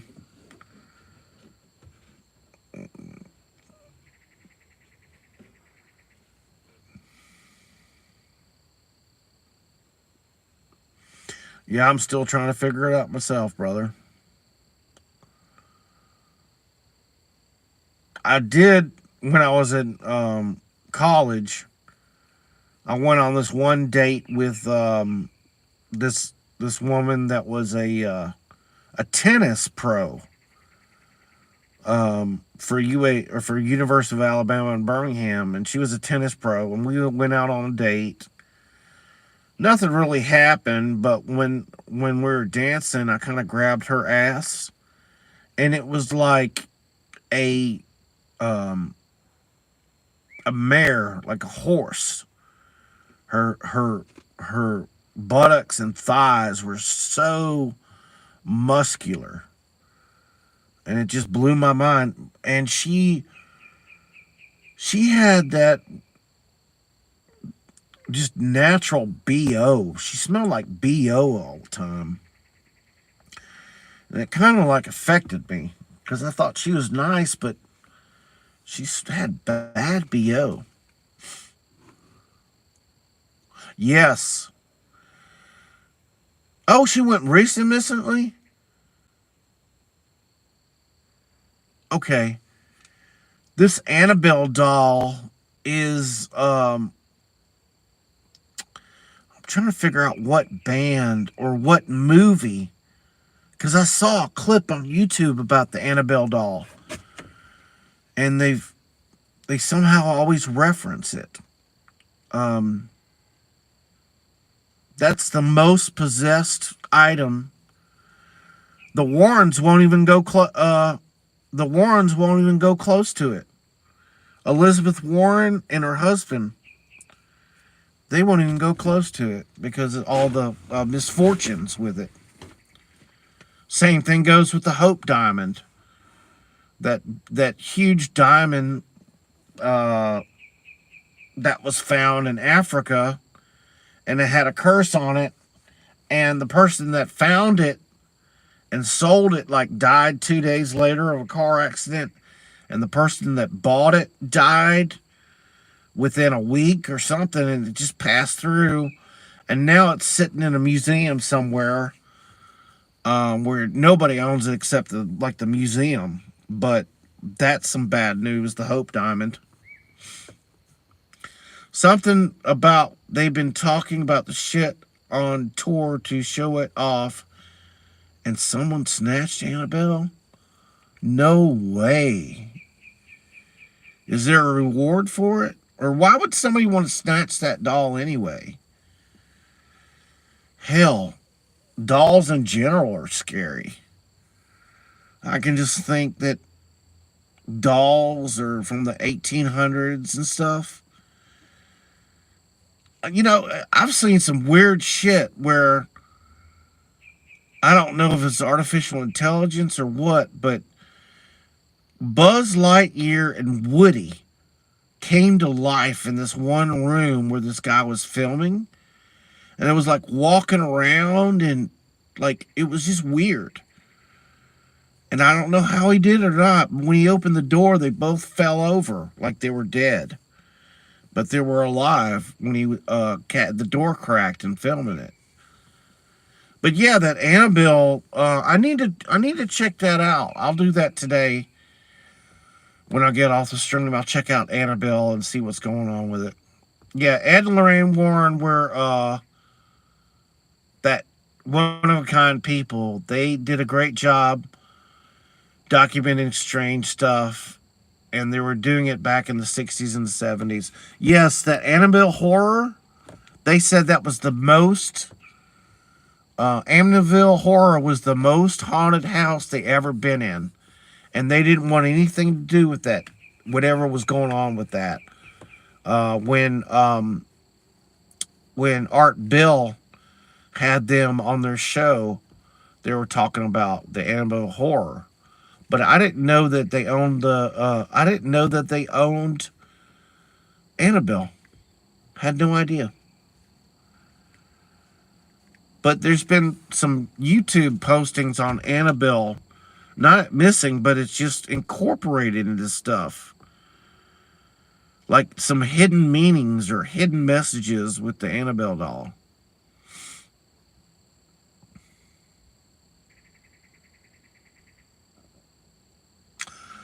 There's definitely some dark magic out there, or somebody used that Annabelle doll and hexed it big time. I would sure hate to be the person that's got Annabelle right now.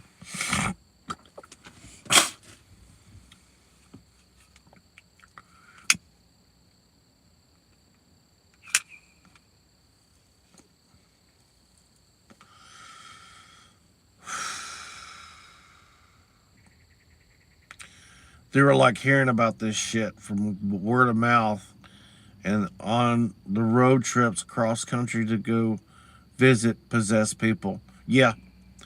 And they were wholesome too. They were versed in religion, so they knew all the different types of religion. They were versed. I think they went to a few exorcisms. I'm not sure. But yeah, with that interview with Art Bell, all I remember, they were very proper people. They talked proper. They weren't crazy.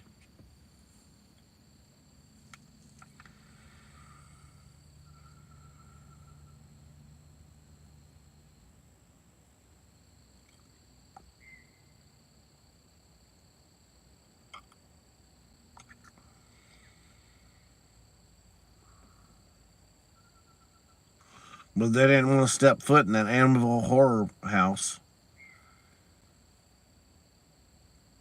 I think somebody got whacked in there. Really? On Netflix. Okay. I got Netflix.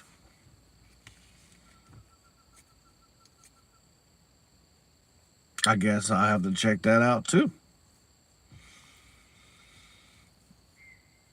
Apparently, they knew something, or they were tuned in, or they were on the same frequency as these spirits. So they would feel them. They would know how fucked up the house they were going in, how possessed it would be, because they were in tune. They were versed in religions and stuff like that.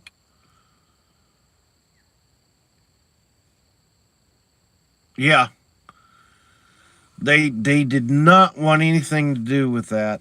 They trust that they were seasoned, and once they went into that place, it was they didn't want anything to do with it.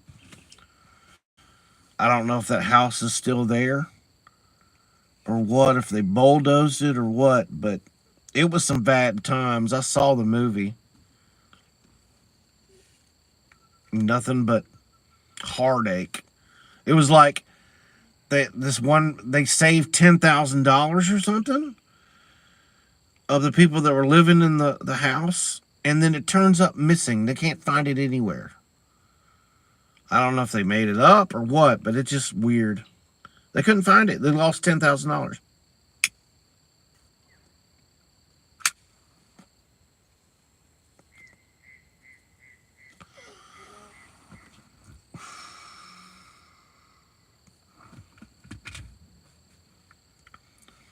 You in good health, Nick? You doing okay?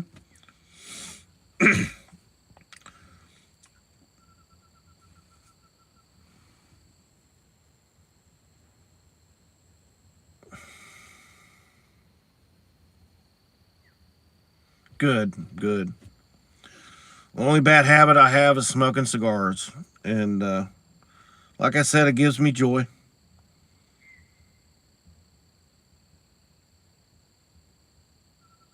Kay Ivey, our governor, signed a bill where they're going to end all the THC sales and kava, kava, Kava.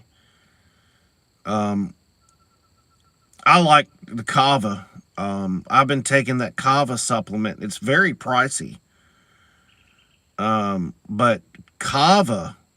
I drink this 777 shot of kava, and man, it makes you a whole different person. Your body is looser, and but they're gonna ban it in the next two or 3 weeks.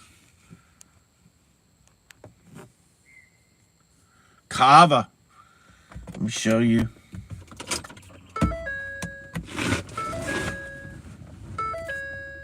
It's right here. We can't really see it. It's called kava. It comes in liquid form. It's 1,000 milligrams in this one bottle. And it makes you go numb. And it's 100 milligrams of kava, Kava, and they're outlawing it. It's like a liquid shot. And once you do this shot, it's like taking a liquid Lortab, the whole bottle. But like I said, they're going to outlaw it here in Alabama, and it's good shit, man. I think you should try one just for the hell of it. But only drink half the bottle. Don't drink all of it. Just drink half for the first time. And if you're good with it, do the whole bottle. It's the same effects as a liquid Lortab.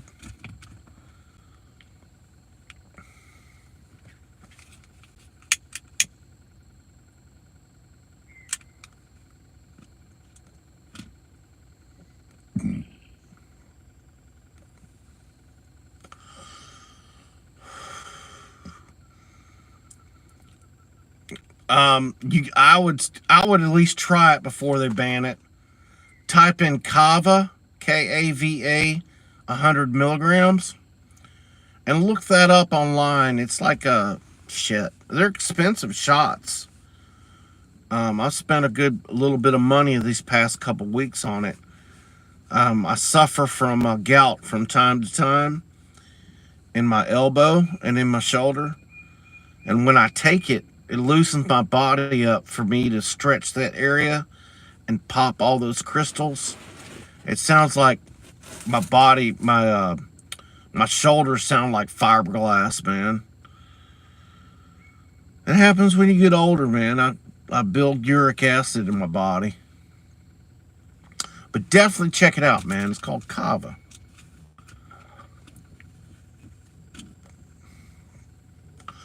How does one even get gout? Well, it's hereditary in diet. So my dad had gout, and so I had it passed to me.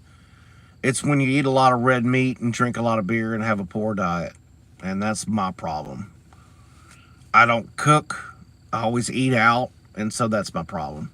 If I ate clean, I wouldn't have gout, but I don't cook at the house. I don't like cleaning up after cooking. And it's just me at the end of the day. I'll be just happy with a peanut butter and jelly sandwich with some chips. You know?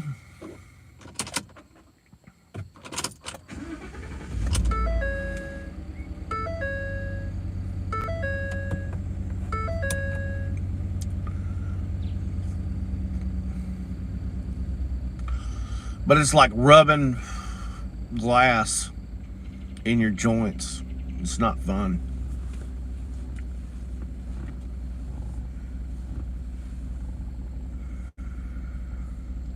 Yeah, if you didn't have your girl, you'd be eating like shit. Yeah, you gotta take care of your girl, man. And whip up some mashed potatoes and gravy, and maybe like a hamburger steak with onions and mushrooms and gravy.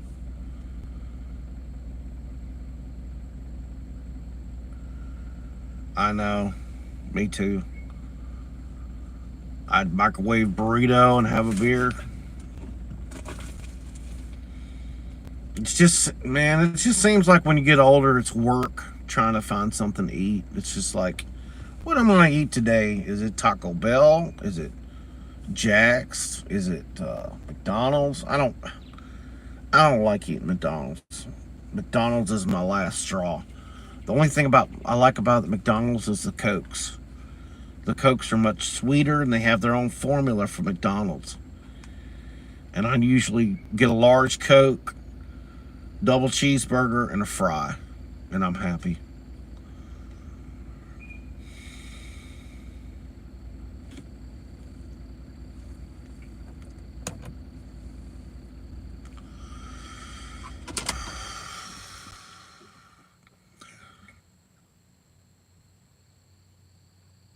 Yeah, she loves the Olive Garden. I'd probably take her out this weekend. Didn't you say you worked there? Oh, way back when? Damn, Nick, you're good. Yes, I did. When I was like 19 years old, I worked at the Olive Garden, and I worked there for a couple years as a server. Love those breadsticks, and I love that wishbone Italian dressing they have, and that salad is banging. So if I'm gonna go to Olive Garden right now, I'd go belly up to the bar, and I'd get a Bloody Mary, all the trimmings with the celery and the 3 olives, and I'd get some cracked pepper and cracked pepper on top of the Bloody Mary, and then I would get a boat of Alfredo sauce, breadsticks, fettuccine Alfredo, and that banging salad, man, with a shit ton of black olives. Black olives. I'm gonna say it one more time. Black olives, red onion, tomato, iceberg lettuce, and I'm there. And that pepperoncinis. I mean, you can't beat it. I mean, I'll tell you what's banging. I love black olives too, man. I'll tell you what's banging is I don't care where you go, but Domino's has a carry-out special where you get a large 5 topping pizza carry-out for $11.99. I think it's like $12.86 with tax or whatever.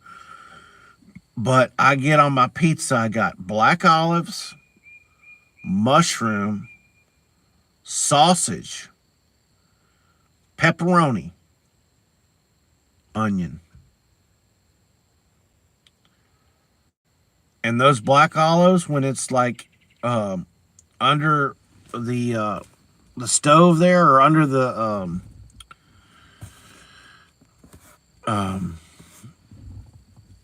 not under the stove, or in the oven, you got those black olives that got crisped up and they're salty. And I just fold over that pizza. And I mean, if I had an option, I'd do extra cheese, but I like using all the toppings for the flavor. You know, extra cheese is extra cheese. I get that. If they knew how to do a pizza right, there shouldn't be any damn holes in the pizza with no cheese on it. I hate that. I hate getting a pizza that's got these bubbles in it towards the crust with no cheese. What a waste. You put black olive in the oven, they just pop. Man, when the Dollar Tree carried black olives, I would go in there and buy these Mario black olives in a can with the pull top. I would take that can of black olives, open the top out. First thing I do is I drink the juice. I drink all that olive juice. Then I proceed on just knocking them back. But the only thing I hate about black olives is that sometimes it has a seed in it, and that compromises your dental work. And I got to be careful about that, being old. I got to make sure I don't knock my damn teeth out on a black olive or a date that's gonna it comes from the factory, but sometimes they don't get all the damn they don't get all the seed out. Not seed. Hell, I don't even know what I'm saying. But it can compromise your dental work, man, in a heartbeat. You go down on a damn piece of gravel in your mouth. But damn, I love some black olives. My God. Just anytime I go to Subway, extra black olives. What's up, 44 Wheelie in the house? What's up, broski? Olives with seeds suck ass. Yeah, they do. Ain't nothing but work, you know what I mean? You suck on a damn... I don't know, man. I just drink black olive juice and I'll be happy. Well, no. I like the texture of a black olive in the oven. Back in the day, when I was younger, I would buy those like Tortino's pizzas, the ones for like $1, and then doctor them up with shredded cheese and black olives, mushrooms, and, you know, I'd buy like a little sweet onion, yellow onion.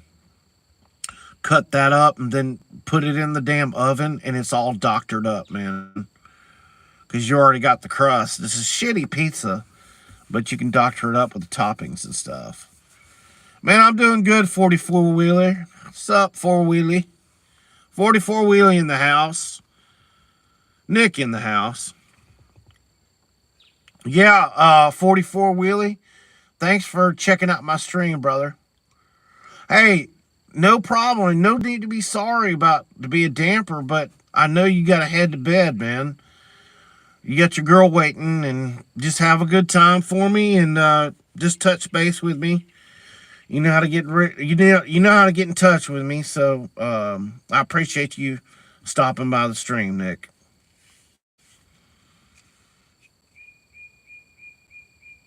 Hey, thank you, 44 Wheelie. Thank you for subbing. Yeah, hit me up for a stream. Night, 44 Wheelie. I'm going to call it a night too, brother. Thanks for stopping by.